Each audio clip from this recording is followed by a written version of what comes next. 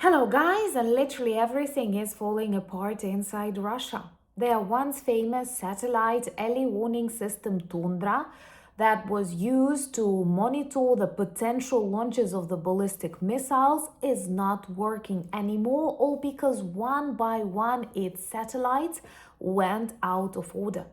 But this time, it is not the Ukrainian drones to blame, but the traditional Russian negligence. And Putin's plan to manipulate Trump failed this time.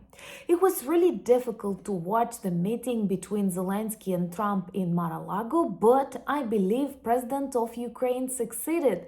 He did not quarrel with the American president at this point of time. That is already a great achievement.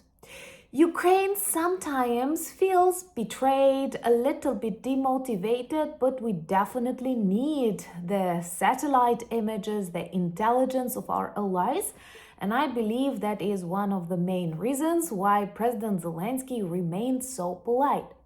And Putin was frightened that he did not manage to create another problem for Ukraine. That's why today, together with Ushakov, Lavrov, they decided to invent an attack on Putin's residence in Novgorod, in Valdai, which is total BS. Because every time Ukrainian drones target any legitimate site in Russia, there are lots of photos, videos, satellite images proving this.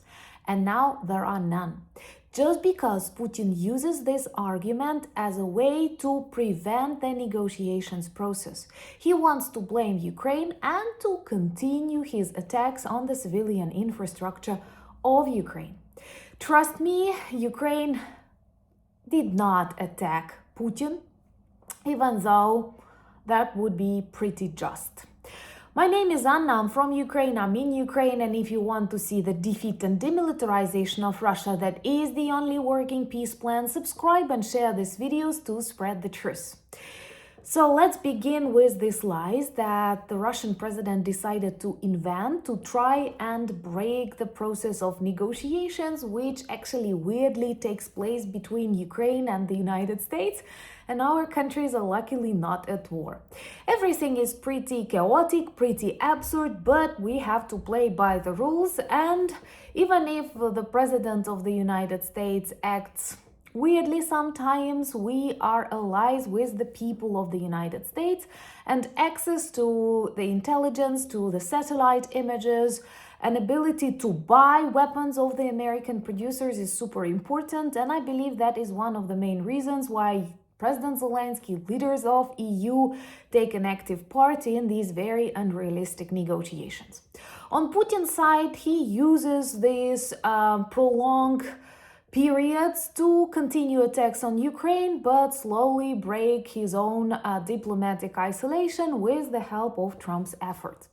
And the fact that yesterday, after this meeting in Mar-a-Lago, Zelensky and Trump did not quarrel, they demonstrated positive attitudes, joked, and so on, made Putin very angry, because I think he hoped that Trump would pressure, humiliate Zelensky, and something bad for Ukraine will come out of that meeting. That is why on the very next day, together with Lavrov, together with Ushakov, they decided to develop this operation according to which Ukrainian drones targeted Putin's residence, and that's why they cannot continue peace negotiations. Here I need to remind you that on the very day of Zelensky and Trump meeting in Mar-a-Lago, Putin targeted a lot of Ukrainian civilian buildings in many towns, including Kyiv, killing, wounding children, elderly people. So it's absurd to speak about any moral values when talking about the Kremlin dictator, but that's exactly what he wants to use in his manipulations. Once again, when Ukraine targets any legitimate sites inside Russia, there are always photos, videos, images, and this time there are none. Plus, Lavrov blamed there were 91 drones. Then someone else said there were 18, Putin 89. They did not even manage to coordinate the number of drones, and I believe for every person who knows classical FSB tactics, who observed Putin's unwillingness to negotiate, Putin's disagreement with a ceasefire or truce, which are normal, I'd say obligatory preconditions for any negotiations to even start, may understand this is the classical KGB FSB tactics to try and destroy the process and blame Ukraine for that.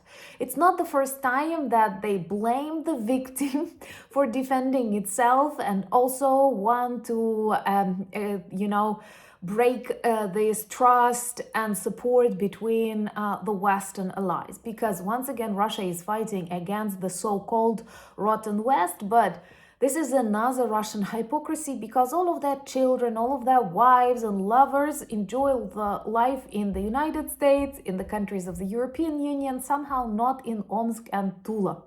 All because Russia now is an extremely poor and depressive territory. What's more interesting, one by one, different systems of the military-industrial complex are failing.